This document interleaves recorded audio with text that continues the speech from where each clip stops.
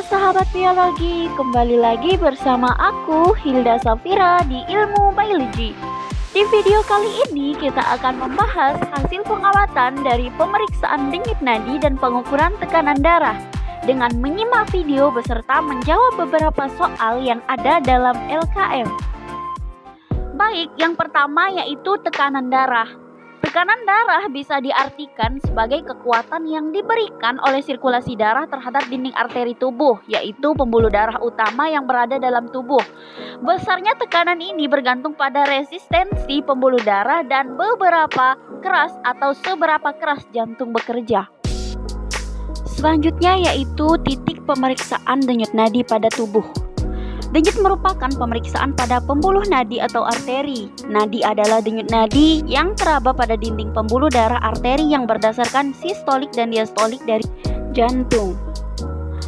Pengukuran dan pemeriksaan denyut pada pembuluh nadi atau arteri dapat dilakukan pada beberapa titik denyut, misalnya denyut arteri radialis pada pergelangan tangan, arteri brachialis pada lengan atas, arteri karotis pada leher, arteri poplite pada belakang lutut, arteri dorsalis pedis atau arteri tibialis posterior pada kaki, dan masih banyak lagi titik-titik tempat memeriksa denyut nadi. Selanjutnya yaitu pemulihan denyut nadi dan peredaran darah pada atlet. Pada orang sudah atlet memiliki cardiac output yang lebih besar daripada orang non-atlet, sehingga pada denyutan jantung dalam memompa darah lebih tinggi. Otot jantung pada atlet sangat kuat, maka otot jantung pada atlet berkontraksi lebih sedikit daripada otot jantung non-atlet untuk memompakan volume darah yang sama. Karena kontraksi yang dilakukan otot jantung atlet lebih sedikit, maka tekanan darah serta denyut nadi seorang atlet lebih mudah kembali ke kondisi semula. Selanjutnya yaitu faktor yang mempengaruhi tekanan darah berbeda. Yang pertama yaitu dipengaruhi oleh stres. Salah satu pemicu naik atau turunnya tekanan darah adalah kondisi emosi yang sedang Anda alami, termasuk tingkat stres. Stres diketahui dapat mempengaruhi kondisi fisik secara keseluruhan dan menyebabkan tekanan darah meningkat secara mendadak. Lalu ada usia. Resiko mengalami tekanan darah tinggi ataupun rendah dapat meningkat seiring bertambahnya usia, khususnya pada orang-orang berusia di atas 65 tahun. Oleh karena itu, pastikan ataupun orang tua menghindari berbagai penyebab hipertensi dengan melakukan pola hidup sehat dan menghindari stres. Selanjutnya, jenis kelamin. Faktor yang mempengaruhi tekanan darah lainnya adalah jenis kelamin. Menurut The Journal of Clinical Endocrinology, metabolisme pria ditemukan lebih berpotensi mengalami tekanan darah tinggi daripada wanita. Genetika. Faktor genetika bisa dijadikan salah satu peluang mengalami tekanan darah tinggi. Hipertensi juga dapat menurun dari keluarga meskipun telah menjalani gaya hidup yang jauh dari pemicu hipertensi. Dan yang terakhir ada obesitas atau berat badan berlebih. Obesitas atau memiliki berat badan berlebih dapat meningkatkan resiko kenaikan tekanan darah dan penyakit kardiovaskular karena ada sistem tertentu di tubuh yang teraktivasi. Sistem ini akan meningkatkan tekanan darah. Selanjutnya yaitu bahayanya hipertensi dan hipotensi. Hipotensi dan hipertensi adalah dua kondisi yang ditandai dengan nilai tekanan darah yang tidak normal. Kedua gangguan pada tekanan darah ini dapat menimbulkan berbagai masalah kesehatan, mulai dari yang ringan hingga berat. Hipotensi dan hipertensi merupakan dua kondisi yang saling berseberangan. Hipotensi atau darah rendah adalah kondisi ketika tekanan darah berada di bawah 90 atau 60 mmHg. Sebaliknya, hipertensi adalah kondisi meningkatnya tekanan darah hingga melebihi angka 140 atau 80 mmHg atau lebih. Meski saling berseberangan, hipotensi dan hipertensi adalah dua kondisi yang sama-sama dapat mengganggu kesehatan. Selanjutnya yaitu perbedaan dari pemeriksaan tekanan darah cara palpasi dengan auskultasi. Secara palpasi, pemeriksaan tekanan darah dengan cara menyentuh, meraba, dan merasakan dengan 2-4 jari.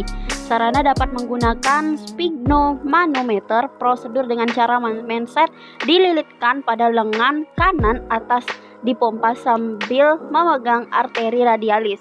Pada saat sudah tidak terasa denyut nadi, menset diturunkan secara perlahan sambil tetap memegang arteri radialis. Pada saat tertentu akan terasa kembali denyut nadi tersebut. Selanjutnya yaitu cara auskultasi. Cara ini dapat mengukur baik tekanan darah sistol maupun tekanan darah diastol. Prosedur pengukurannya adalah sebagai berikut. Manset dibalutkan pada lengan atas, stetoskop ditempelkan pada arteri brachialis yang letaknya lebih distal dari manset untuk mendengarkan suara. Manset dipompa sampai suara hilang. Udara di dalam manset dikeluarkan sedikit demi sedikit sampai timbul suara untuk pertama kali. Suara yang timbul pertama kali menandakan tekanan darah sistol, sedangkan suara yang terakhir kali terdengar menandakan tekanan darah diastol. Selanjutnya yaitu pemasangan manset. Pemasangan manset yang tidak tepat dan menyebabkan tidak akuratnya data yang dihasilkan, tekanan darah yang dihasilkan lebih rendah dari yang normalnya, sehingga data tekanan darah lebih kecil dari keadaan normal. Sedangkan apabila manset dipasang terlalu ketat, maka tekanan darah yang dihasilkan lebih besar dari normalnya, sehingga data tekanan darah lebih besar dari normal. Selanjutnya yaitu kenapa pemeriksaan tekanan darah dilakukan pada lengan kanan atas. Karena pemeriksaan tekanan darah pada posisi lengan kanan atas lebih akurat, sebab jaraknya jauh dari jantung untuk menghindari suara bising pada saat pemeriksaan dibandingkan pada posisi lengan kiri atas yang dekat dengan jantung, lebih bising dan menyulitkan pemeriksaan tekanan darah. Selanjutnya yaitu mekanisme bunyi Korotkoff. Yang pertama ada bunyi Korotkoff 1. Kontraksi ventrikel mula-mula menyebabkan aliran balik darah secara tiba-tiba mengenai katup AV atau katup mitral dan katup trikuspid. Lalu katup menutup dan mencembung ke arah atrium sampai chorda tendineae secara tiba-tiba menghentikan pencembungan ini. Elastisitas chorda tendineae dan katup yang tegang kemudian akan mendorong darah bergerak kembali ke ventrikel-ventrikel yang bersangkutan. Lalu peristiwa ini menyebabkan darah dan dinding ventrikel serta katup yang tegang bergetar dan menimbulkan turbulensi getaran dalam darah. Getaran kemudian merambat melalui jaringan di dekatnya ke dinding dada sehingga terdengar sebagai bunyi Korotkoff 1 dengan menggunakan stetoskop. Selanjutnya yaitu bunyi Korotkoff 2. Ditimbulkan oleh penutupan katup semilunaris yang tiba-tiba pada akhir sistol. Mekanismenya yaitu yang pertama, ketika katup semilunaris menutup, katup ini menonjol ke arah ventrikel dan regangan elastik katup akan melentingkan darah kembali ke arteri. Yang kedua, menyebabkan pantulan yang membolak-balikkan darah antara dinding arteri dan katup semilunaris dan juga antara katup dan dinding ventrikel dalam waktu singkat. Getaran yang terjadi di dinding arteri kemudian dihantarkan terutama di sepanjang arteri. Bila getaran dari pembuluh atau ventrikel mengenai dinding suara atau mis dinding dada, getaran ini menimbulkan suara yang dapat didengar. Selanjutnya yaitu bunyi Korotkoff 3. Bunyinya lemah, bergemuruh dan terdengar pada awal sepertiga bagian tengah diastol. Terjadi karena osilasi darah yang bolak-balik antara dinding ventrikel yang disebabkan oleh masuknya darah dari atrium. Bunyi ini baru terdengar saat sepertiga bagian tengah diastol karena pada permulaan diastol ventrikel belum cukup terisi sehingga belum terdapat tegangan elastik yang cukup dalam ventrikel untuk menimbulkan lantingan. Frekuensi bunyi ini biasanya sangat rendah sehingga telinga kita tidak dapat mendengarkannya, namun bunyi seringkali dapat direkam pada tonokardiogram. Selanjutnya yaitu bunyi Korotkoff 4. Bunyi ini timbul saat atrium berkontraksi yang disebabkan oleh munculnya darah ke dalam ventrikel sehingga menimbulkan getaran seperti yang terjadi pada bunyi jantung yang ketiga. Lalu yang terakhir ada bunyi Korotkoff 5 digunakan untuk mengukur tekanan diastolik. Selanjutnya yaitu pengaruh posisi tubuh terhadap denyut nadi dan tekanan darah.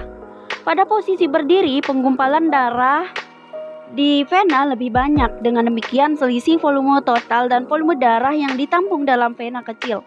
Berarti volume darah yang kembali ke jantung sedikit, isi sekuncup berkurang. Curah jantung berkurang dan kemungkinan tekanan darah akan turun. Adanya efek gravitasi bumi juga berpengaruh terhadap tekanan darah. Pada saat duduk maupun berdiri, kerja jantung dalam memompa darah akan lebih keras karena melawan gaya gravitasi sehingga kecepatan jantung meningkat. Pada saat berbaring, gaya gravitasi pada peredaran darah lebih rendah karena arah peredaran tersebut horizontal sehingga tidak terlalu melawan gravitasi dan tidak terlalu memompa. Selanjutnya yaitu latihan sangat mempengaruhi denyut nadi dan tekanan darah. Latihan fisik dapat meningkatkan tekanan darah dan denyut nadi. Hal ini diakibatkan karena saat beraktivitas sel tubuh memerlukan pasokan oksigen dan nutrisi yang cukup untuk melakukan metabolisme sel yang diperlukan dalam menghasilkan energi untuk bergerak, sehingga peredaran darah di dalam pembuluh darah akan semakin cepat. Curah darah yang dibutuhkan akan semakin besar dan menyebabkan vasodilatasi yang menyebabkan tekanan darah dan denyut nadi meningkat. Oke sahabat, itu tadi hasil praktikum dari pemeriksaan denyut nadi dan pengukuran tekanan darah. Thanks for watching. Jangan lupa like, comment, share, and subscribe.